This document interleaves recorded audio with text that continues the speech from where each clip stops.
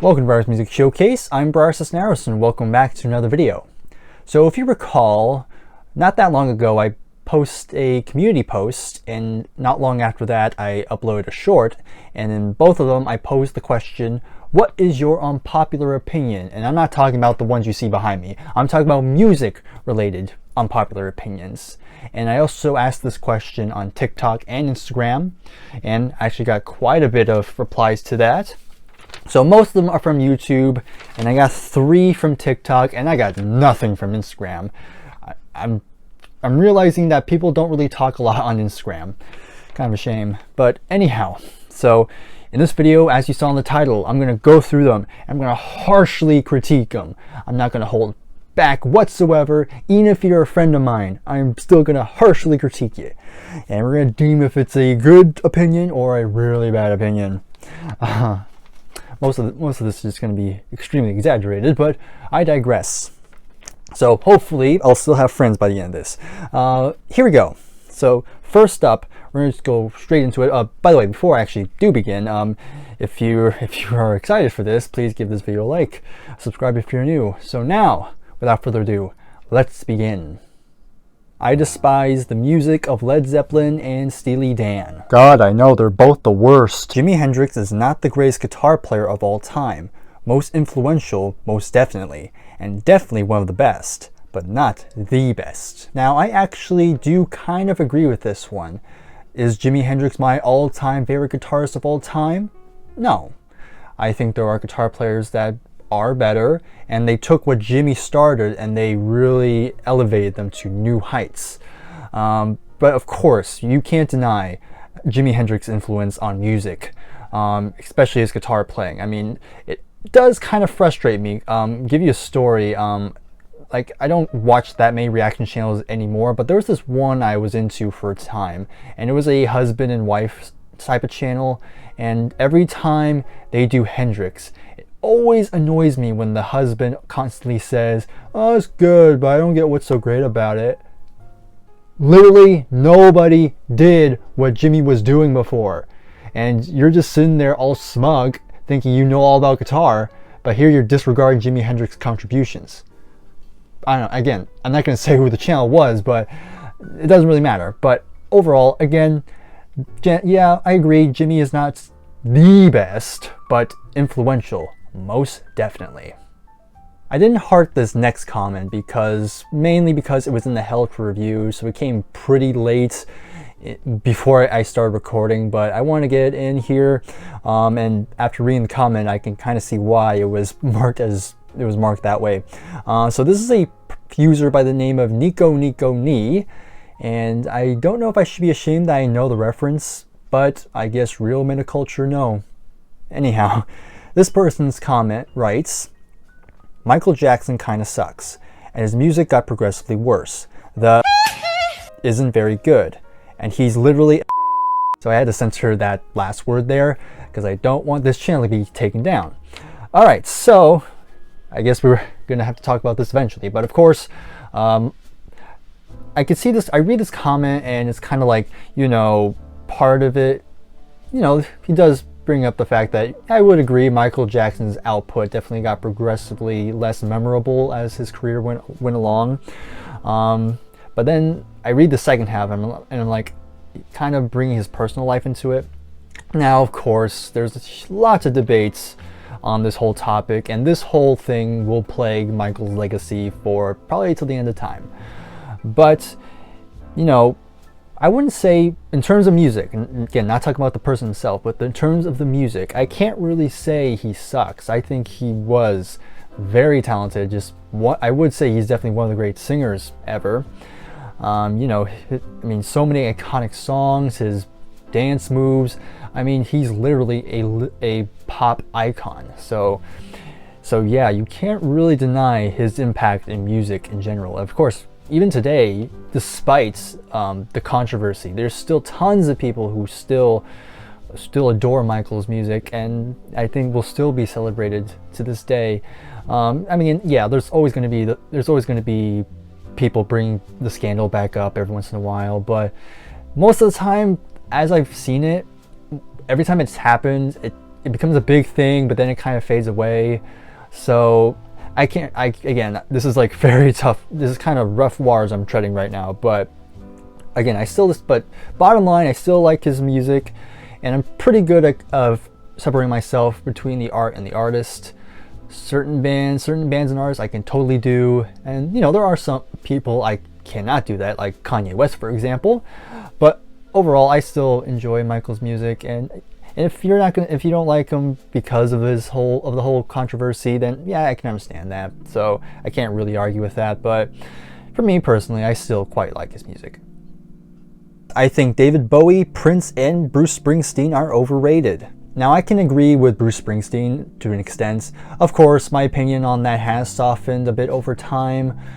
Of course, I bought quite a bit of his catalog. I only had like 4 albums, and I've liked what I've heard, but I can never say I'll ever be a super fan of him. I don't know, his voice is pretty hit or miss for me.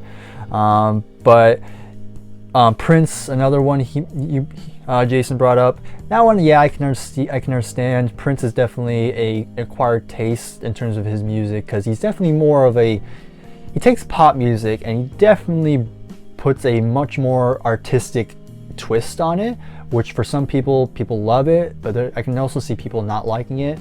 And also his voice might not be for everybody. I've heard people compare Michael Jackson and Prince, and to me that's not really a good comparison, because Michael, he had a very strong commercial sense, and then Prince was kind of a bit more outside of that. Definitely taking pop and R&B and pushing it in a much different direction than the norm, which again, some people can respect, some people might not like, which is understandable. And the same thing can apply to David Bowie as well. I mean, I love David Bowie, so I do disagree with that one quite a bit. But of course, David has many textures to him. Again, they call him the musical chameleon, so I think there is something for everyone. Even if you're not a huge fan of David, I think there's always going to be some songs that's definitely going to catch your ear. And hopefully, Jason, you will find those particular songs. But yeah, I would agree with 2 out of the 3, but overall, some solid.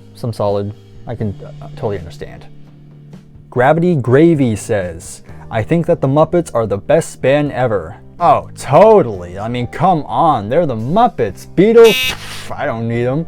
Rolling Stones, get them out of here. Queen, worst band ever. Muppets is where it's at. I honestly can't tell if this is a joke or not. I don't like ABBA, the Beach Boys, the Doors, the Eagles, or the Bee Gees. Also, I agree with 2 out of 3 of Jason's comments. I also think Prince and Springsteen are overrated. So there you go, Jason. You're not alone in terms of Prince and Springsteen. So you got that for you. Okay, anyhow, so in terms of the other bands that were mentioned, ABBA, the Beach Boys, even the Bee Gees, I mean, they're one of those bands where every time I hear people say they don't like them, I'm always that one guy who's like, come on, lighten up. But there are people who don't like that sort of commercial sound, especially since their hits are played a lot. ABBA, of course, goes without saying. The Beach Boys, especially during the summer. Bee Gees, a lot of the disco stuff. But yeah, I still enjoy that type of music, because I can't always be listening to every day. I want to switch things up, have some fun. But again, the hot takes when it comes down to what's overrated and what's underrated, a lot of the time it just comes down to preference. Some people love this particular band or artist, some people don't. So there you go, take that for what you will. In terms of the Doors, Jim Morrison is a very interesting person. Some people will gravitate towards, some people may not.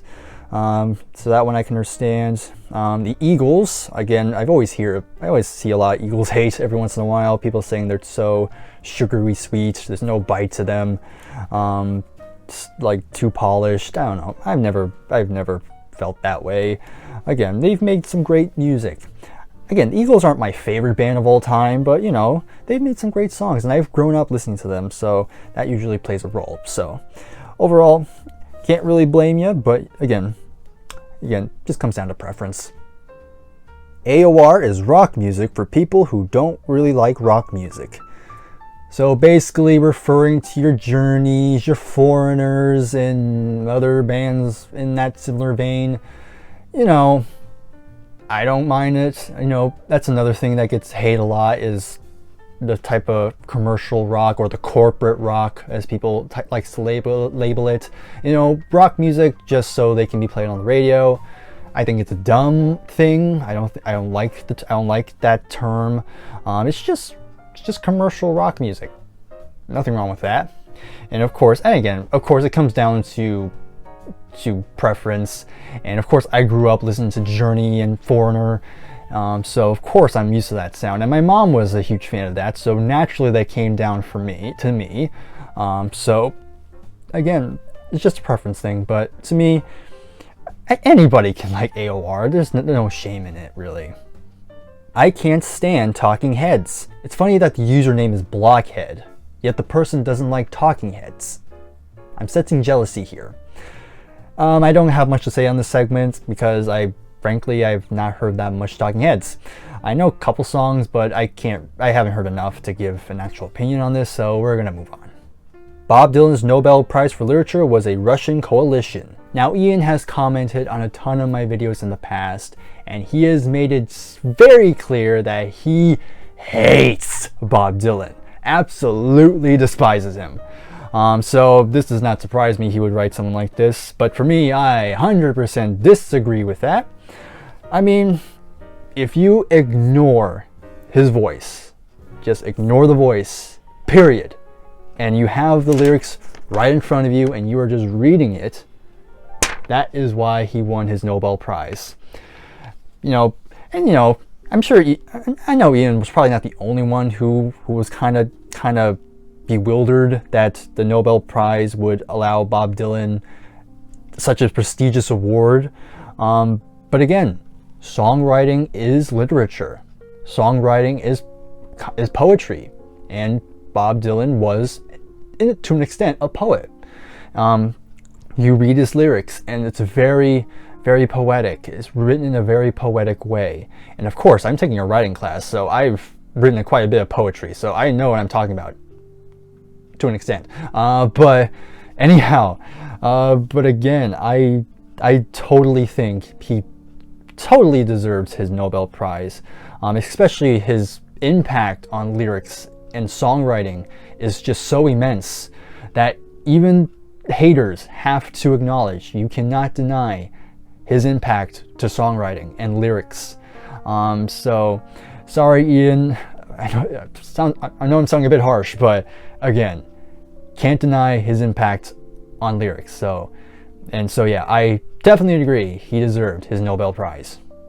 I like Taylor Swift. Well, good on ya. I can't really give you my definitive answer because I only have one Taylor Swift album. That was Midnight's, and I heard some people say that's mid. I mean, I don't freaking know. I've only listened to one Taylor Swift album in full, so I don't know what's mid or not. But you know, I've liked some of her hits. She's not the worst person I've heard, but I don't know, maybe at some point I'll dive deep into her catalog, but you know, other than that, I don't have much else to say. I think Bruce Springsteen is boring. I've also never liked anything Iron Maiden ever made. Lots of Springsteen hate in this video. I did not anticipate that. But I'm mainly going to talk about the second part, and that was the Iron Maiden portion. It kind of hurts because, of course, I'm a huge Maiden fan. They're my all-time favorite metal band of all time. They're the band that got me into heavy music in general. So I always have that attachment to them. But you know, I've heard people talk about, oh, they're not that great.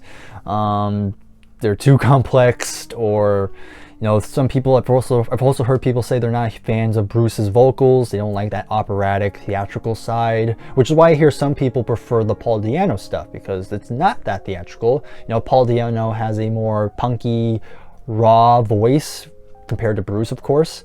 So people gravitate towards that. So yeah, for me, I love Maiden. You know, their compositions. I mean, Steve Harris as a bass player, just what an absolutely killer bass player he is. And yep, I think they're still going strong to this day, and some of their albums are one of my all-time favorites of all time. So again, this is another preference thing, but for me personally, I am a Maiden fan, so up the irons. I don't hate the Dark Side of the Moon Redux. Well, good for you. For me, I personally have zero interest in listening to it. Yeah, I heard the money and I'm like, nah, I'm good. I don't want to hear the rest.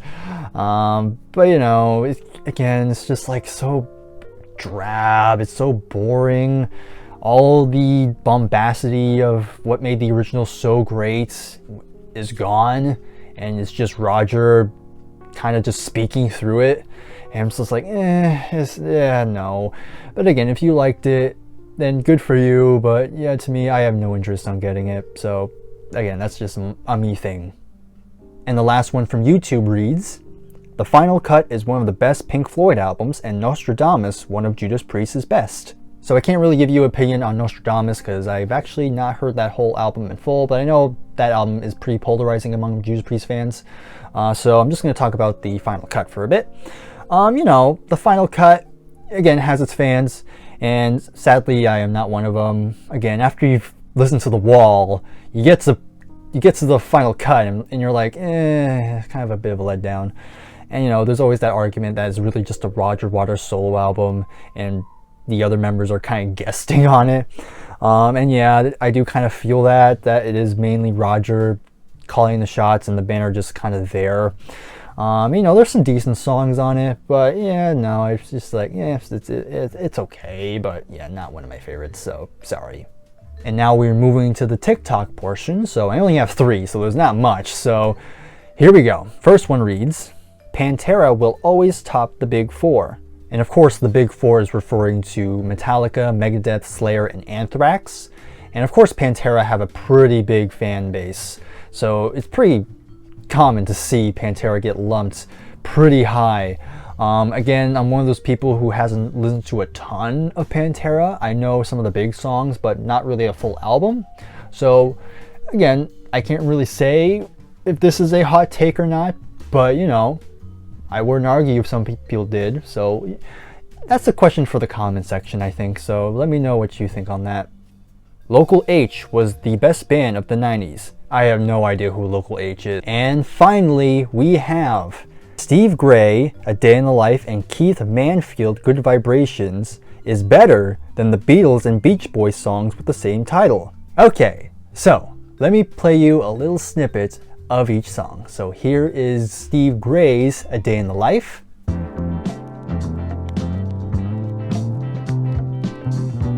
And here's Keith Manfield with his Good Vibrations.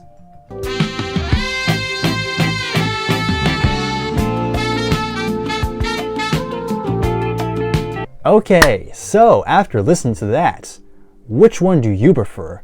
Leave a comment down below. Okay, so that is all the unpopular opinions that I've received. So to those who submitted, thank you so much for submitting. Hopefully I didn't hurt anybody's feelings too badly. But again, it says I'm going to critique them harshly, so that's what I'm going to do.